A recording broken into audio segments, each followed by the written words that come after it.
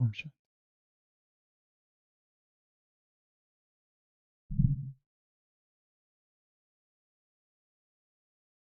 महाभारत में जब युद्ध चालू था और कर्ण की मृत्यु हो गई थी, रात के समय कुंती कर्ण के शव के पास बैठकर रो रही थी और वहां पर युधिष्ठिर, अर्जुन और श्री कृष्ण आते हैं। युधिष्ठिर पूछता है कि हे माते, हमारे प्रधान शत्रु के शव के आगे आप क्यों विलाप कर रहे हो? श्री कृष्ण कहता है कि उन्हें रोने दो। अर्जुन कहता है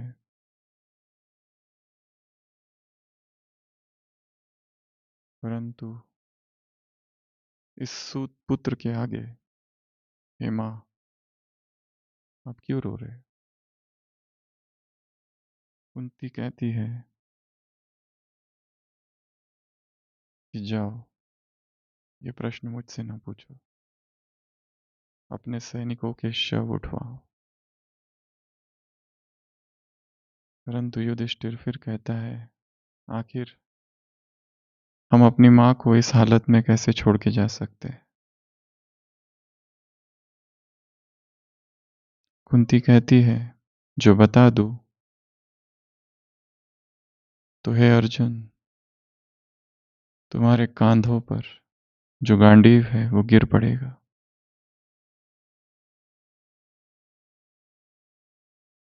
अर्जुन फिर कहता है कि इस राधे के शव पर आप फिर क्यों विलाप क्यों कर रहे हो? कुंती कहती है वो राधे नहीं है। युधिष्ठिर कहता है फिर कौन है? कुंती कहती है जो बता दूं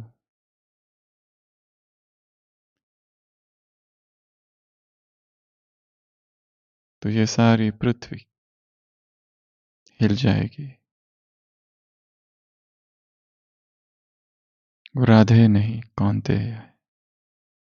कौन्तेय, हाँ, कौन्तेय, तुम्हारा ज्येष्ठ भ्राता।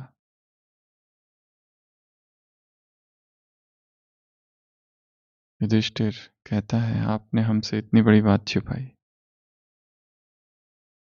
लाखों लाखों सैनिक मारे गए और इस युद्ध के लिए केवल आप एकमात्र जिम्मेदार हो। और फिर युधिष्ठिर एक शाप भी देता है।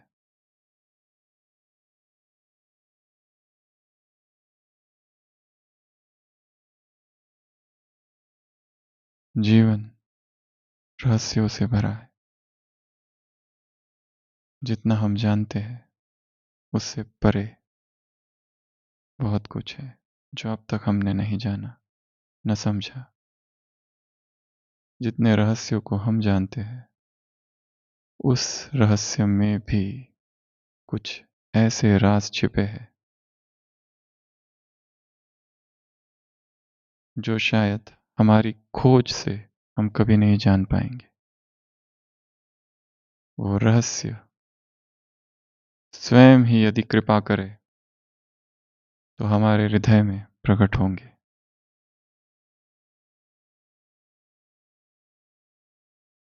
रहस्य के भीतर जो रहस्य छिपा होता है उसको कहते हैं रहस्यांतर। तो आज से इस नई श्रृंखला की हम शुरुआत करते हैं।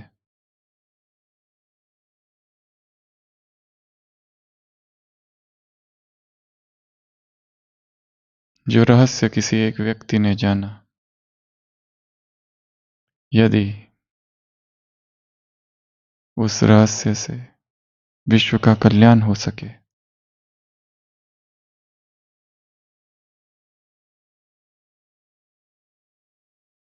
यदि उस रहस्य से लाखों करोड़ों आत्माओं से कोई एक आत्मा का हीलिंग हो सके,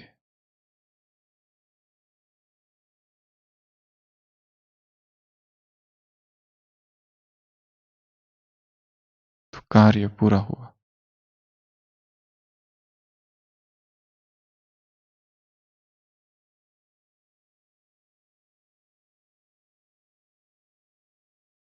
नाहं प्रकाशः सर्वस्य, भगवान कहते हैं भगवद गीता 7वां अध्याय 25वां श्लोक, योग माया समावृतः, मैं अपनी योग माया से आवृत्त हूं, छिपा हुआ हूं। मैं कैसे प्रकट होता हूं कोई नहीं जानता, ना कोई समझता है। मूढ़ोऽयं नाभिजानाति, मूर्ख मुझे नहीं जानते। लोको माम अजव्यव्यम, मैं अजन्मा हूं, मैं अविनाशी हूं, उन्हें यह नहीं पता। भगवान को कैसे पहचाने? उसकी केवल एक ही विधि है, उसकी खुशबू से।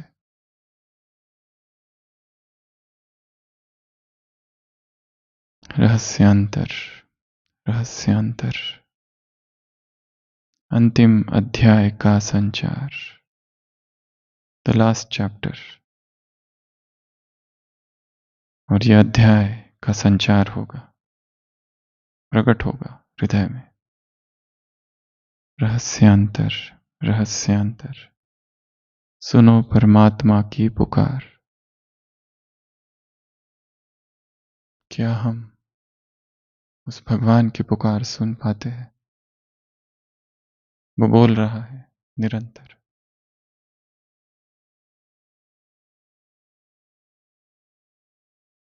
इस संसार के मेले को यदि हम देखें तो यहां पर हर एक व्यक्ति दुखी है। ऐसा कोई भी नहीं है जो दुखी नहीं है। इस संसार के मेले में हर व्यक्ति किसी न किसी दुख से, किसी न किसी पीड़ा से, चिंता से, व्यसन से ग्रसित है।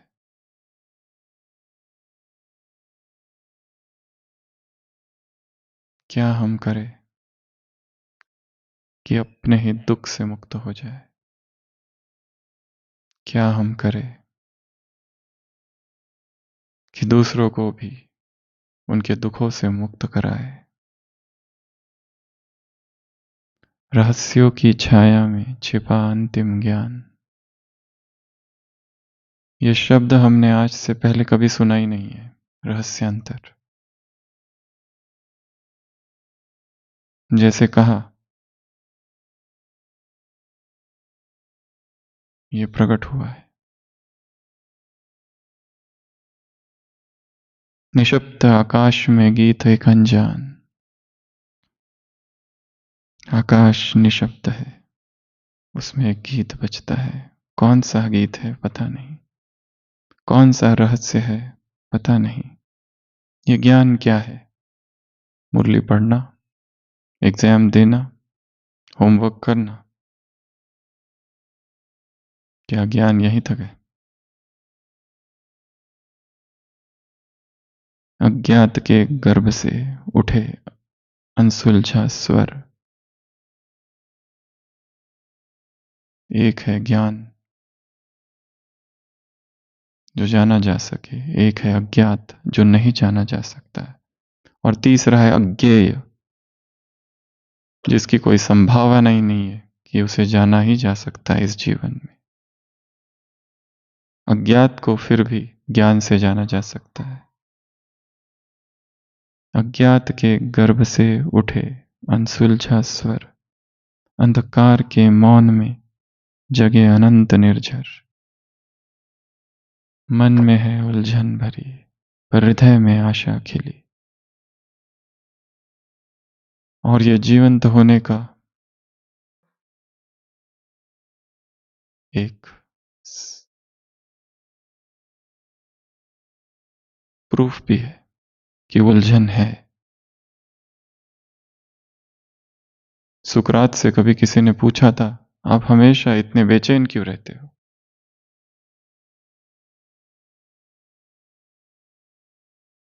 अतृप्त क्यों रहते हो? उसने कहा था, और पूछने वाले ने यह भी पूछा, इससे तो अच्छा है कि तुम किसी सूअर की तरह संतुष्ट रहो। उसने कहा था, मैं असंतुष्ट सुकरात रहना पसंद करूंगा, परंतु संतुष्ट कोई सूअर रहना पसंद नहीं करूंगा, जहां सारी खोज ही समाप्त हो गई है। निरंतर एक डिवाइन डिस्कंटेंट, निरंतर एक खोज, निरंतर एक जिज्ञासा, निरंतर एक उत्कंठा। और और संसार का व्यक्ति भी बेचैन रहता है, परंतु उसकी बेचैनी सांसारिक वस्तुओं के लिए रहती है। परंतु एक आध्यात्मिक खोजी भी बेचैन रहता है, क्योंकि उसकी बेचैनी हायर लेवल की बेचैनी है। वो उस परम सत्य को जानना चाहता है, जो अब तक सब कुछ करने के बाद, सब कुछ पढ़ने के बाद, सारा अध्ययन करने के बाद, इतना योग कर लिया, सब कुछ जान लिया, अब कुछ सुनना बाकी नहीं, अब कुछ सुनाना बाकी नहीं। उसके बाद में भी हृदय में एक भाव है कि मैंने कुछ भी नहीं जाना, अभी तो बहुत कुछ जानना बाकी है। मन में है उलझन भरी, और मन प्रश्नों का कारखाना है एक, पर हृदय में आशा खिली, और हृदय एक झील है जिसमें सभी उत्तर है। ये यात्रा मन से हृदय की है, और हमारा सारा समय मन में व्यतीत होता है। मन में शोर है, हृदय में मौन है। एक संकेत गूंज रहा, अब है, अब है अंतिम घड़ी। रहस्यांतर, रहस्यांतर, अंतिम अध्याय का संचार। रहस्यांतर, रहस्यांतर, सुनो परमात्मा की पुकार। तो आज से इस नई श्रृंखला में हम प्रवेश करेंगे, और इसमें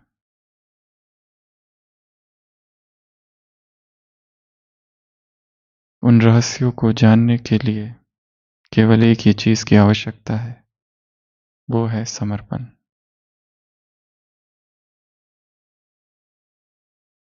समग्र समर्पण, कि हे परम सत्य, तू जहां कहीं है मेरे हृदय में प्रकट हो। असत्य से मुझे सत्य की ओर ले चल, ऋषियों ने पुकारा था परमात्मा को। अंधकार से प्रकाश की ओर, आलोक की ओर ले चल। मन में उलझन है, पर आशा है कि सत्य हम जानेंगे।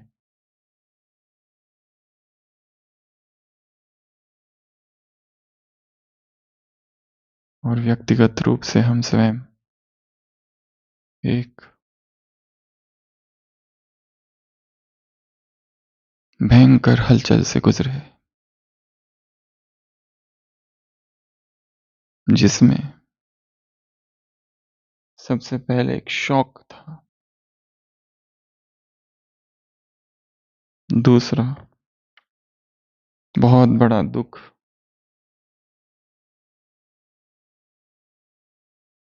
तीसरा एक बहुत बड़ा सुख, एक बहुत बड़ी खुशी, एक ऐसी खुशी जो इतनों वर्षों में कभी नहीं हुई। चौथा प्रश्न ही प्रश्न, और पांचवा भविष्य की योजना। अब मुझे क्या करना है?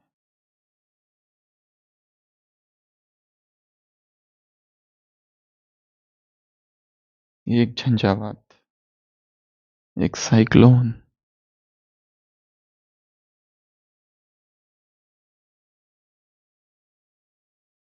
ऐसा आया जिसने हिला दिया,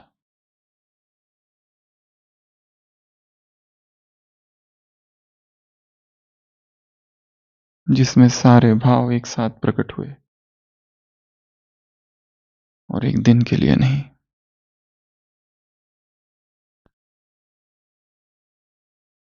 कुछ हफ्तों के लिए या फिर कुछ मास के लिए।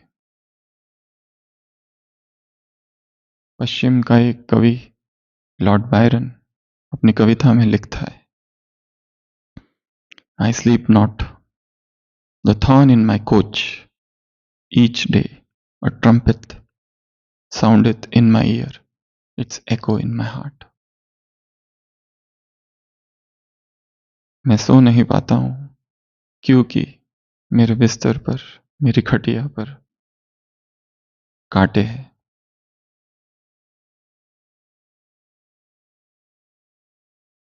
ईच डे, हर दिन एक आवाज गूंज रही है हृदय में, एक संकेत गूंज रहा, और उसकी प्रतिध्वनि मेरे हृदय में है। It's echo in my heart. Divine discontent, कि जो किया, जो पाया, वो पूर्ण नहीं था। अब बहुत कुछ जानना और पाना बाकी है, और उस पाने का माध्यम है मौन, और उस पाने का माध्यम है समर्पण।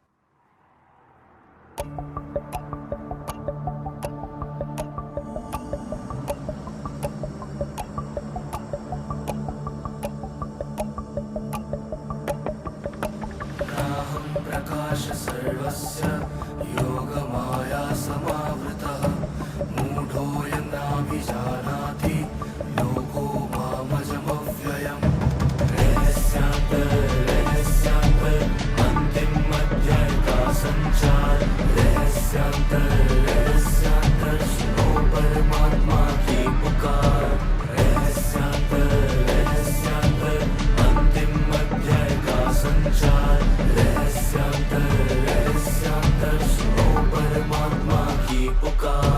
रहस्यों की छाया में छिपा अंतिम ज्ञान, निशब्द आकाश में गीत एक अनजान। रहस्यों की छाया में छिपा अंतिम ज्ञान, निशब्द आकाश में गीत एक अनजान।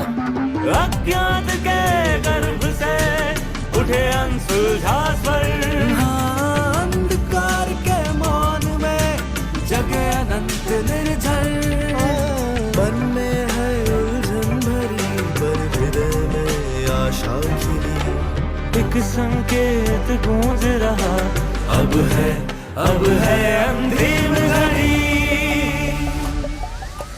रहस्यांतर अंतिम अध्याय का संचार रहस्यांतर सुनो परमात्मा की पुकार रहस्यांतर अंतिम अध्याय का संचार रहस्यांतर सुनो परमात्मा की पुकार रहस्यांतर अंतिम अध्याय का संचार रहस्यांतर सुनो परमात्मा की पुकार।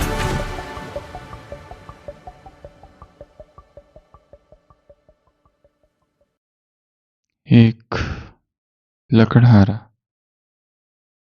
जंगल में लकड़ियां काट रहा था कि अचानक उसने देखा एक हिरन उसके पीछे आके खड़ा हो गया, और उसने अपनी कुल्हाड़ी ली और उस हिरन को मार दिया। सोचने लगा अब लकड़ियां काटने का काम नहीं, क्योंकि यह हिरन मिल गया, इतना बेशकीमती हिरन, इसको बेचकर धन मिलेगा, जीवन आराम से कट जाएगा। परंतु अभयारण्य था,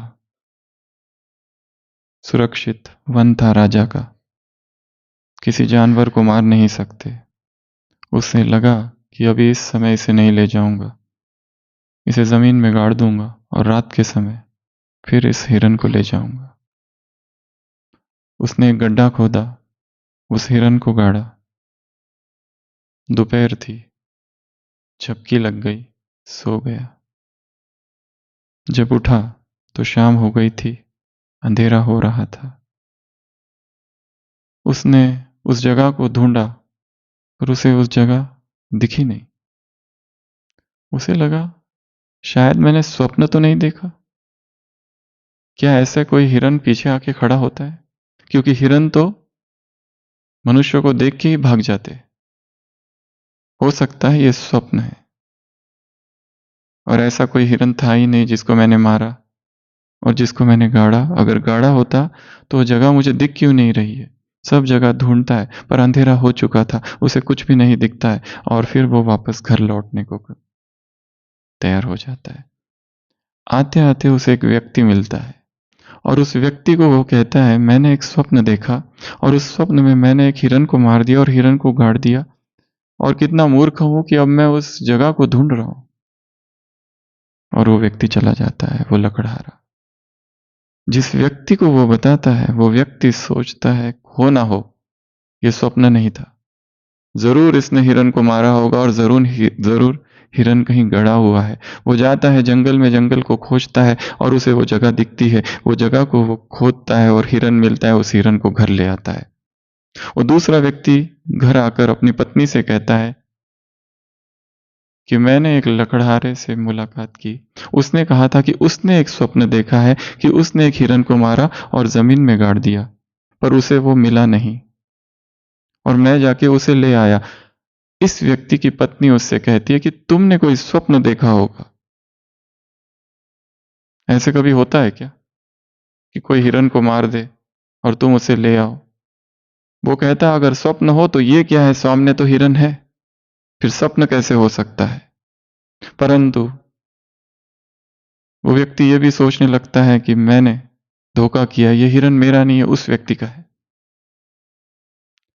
और वो जो लकड़हारा है वो अपने घर जाता है और सोता है और स्वप्न और एक देखता है कि जिस व्यक्ति को मैंने कहा था वो व्यक्ति उसी जंगल में फिर गया और उसे हिरन मिल गया। और वो व्यक्ति उठता है और तेजी से उस व्यक्ति के घर जाता है लकड़हारा और देखता है वहां तो हिरन है।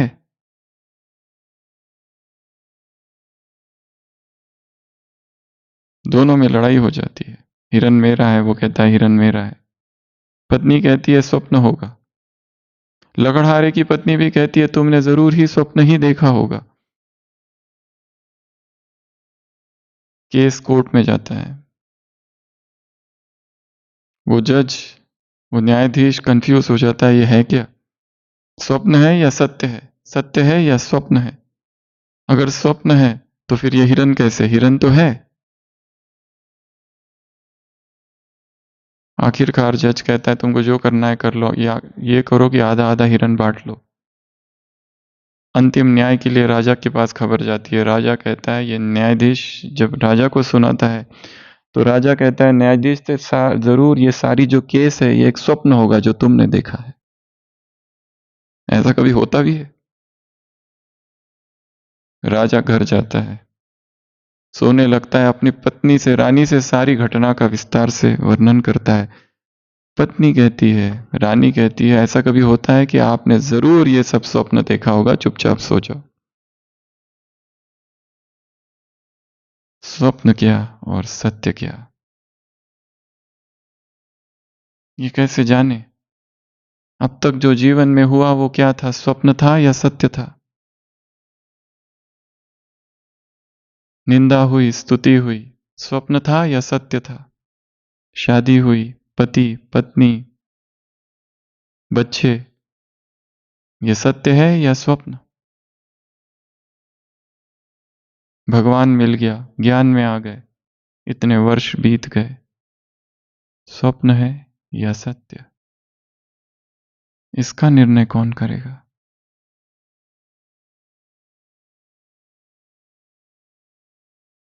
हृदय में निरंतर एक छोटे बच्चे की तरह उत्कंठा हो कि हमें जानना है, हमें समझना है, ये क्या रहस्य है, इस सृष्टि का क्या रहस्य है, इस समष्टि का जो स्पंदन है वो मैं हूं। रहस्य में एक रहस्य छिपा है, खोलते जाओ खोलते जाओ खोलते जाओ, और अंतिम बचेगा मौन, रिक्तता, केवल मैं, जहां सारा मैं और मेरा गिर जाए। आज सुबह की अव्यक्त वाणी।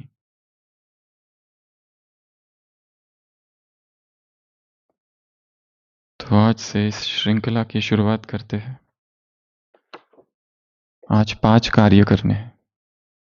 सबसे पहले एक जर्नल बनाना है जिसका नाम होगा रहस्यांतर, और इस जर्नल में, इस किताब में अब तक जीवन के कौन से गूढ़ रहस्य है जो मैंने जाने। उदाहरण, किसी भी मनुष्य का प्रेम एक भ्रम मात्र है। जो हम सोचते हैं कि मुझे वो कितना प्रेम करता है, ये रहस्य समझ में आया। पर ये रहस्य समझ में आने के लिए किसी व्यक्ति को पूरा जीवन दांव पे लगाना पड़ता है। एक छोटा सा रहस्य समझने के लिए कि जिस व्यक्ति से मैं मुक्त होना चाहता हूं और जिसके लिए मैं कहता हूं मेरा सबसे अधिक प्रेम है, उसके लिए प्रेम तो कभी था ही नहीं, था तो केवल वासना।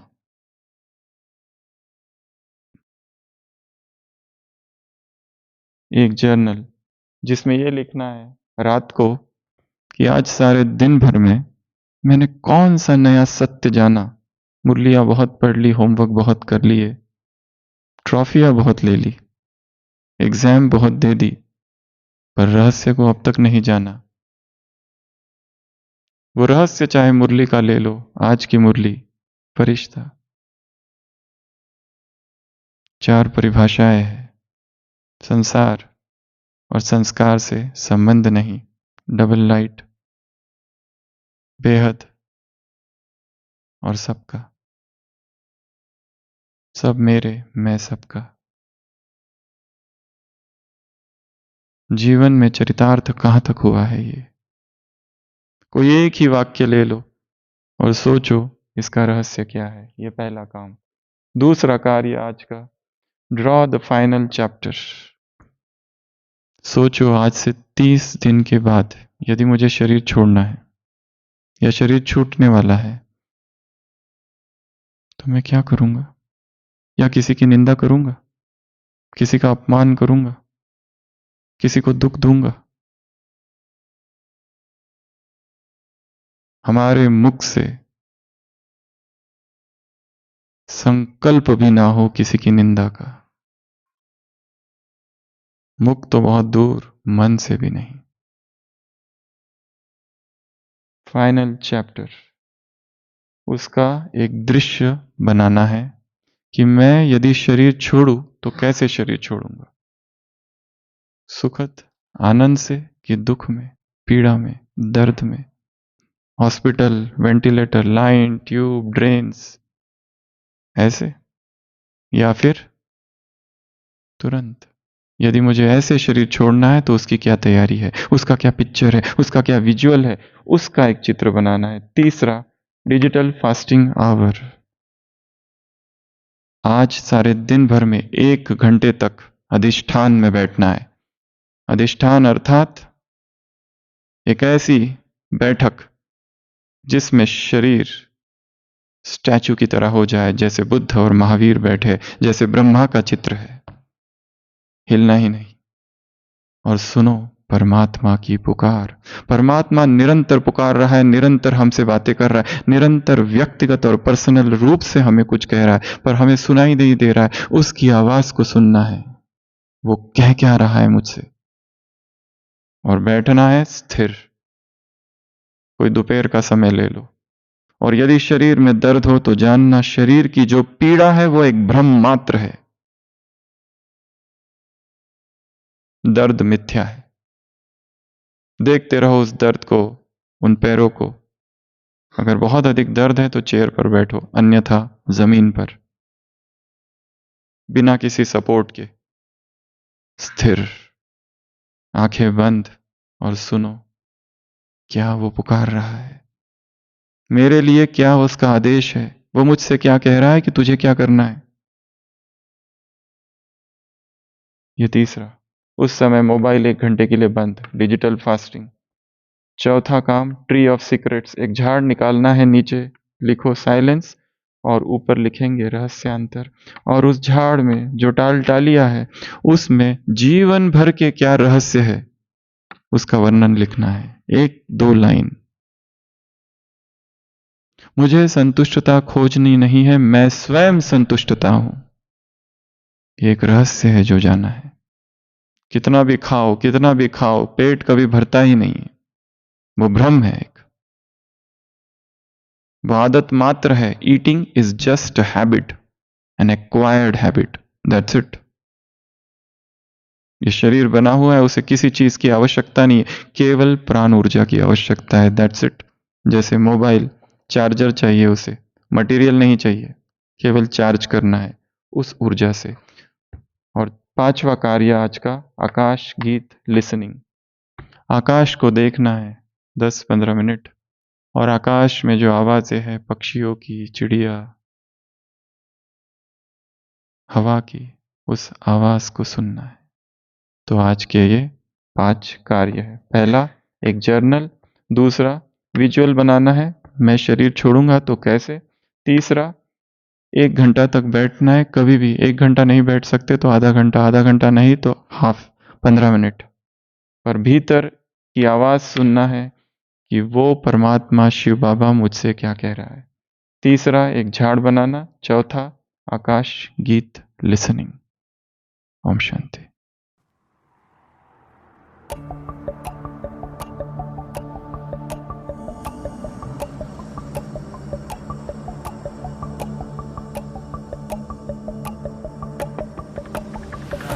प्रकाश सर्वस्य योगमाया समावृतः मूढोऽयं नाभिजानाति लोको मामजमव्ययम् रहस्यान्तर अन्तिमध्याय का संचार रहस्यांतर सुनो परमात्मा की पुकार रहस्यांतर अंतिम अध्याय का संचार